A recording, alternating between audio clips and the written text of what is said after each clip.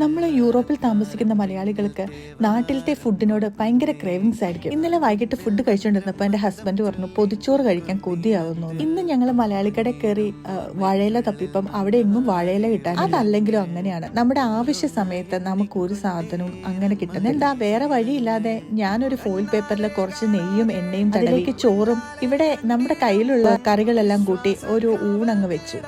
കുറച്ച് മുട്ട പൊരിച്ചതും ഒരു മത്തി വറുത്തതും പിന്നെ കുറച്ച് മീൻകറിയും പിന്നെ നമ്മുടെ മുരിങ്ങക്കാലും ചെമ്മീനും വെച്ചിട്ടുള്ള ഒരു കറി അച്ചാറും എല്ലാം വെച്ചിട്ട് ഈ ഫോയിൽ പേപ്പർ നന്നായിട്ട് മടക്കി എയർ ഫ്രയറിൽ ഒരു 5 മിനിറ്റ് ആവി കയറ്റി. അപ്പോഴേക്കും ഹസ്ബൻഡ് വന്നു.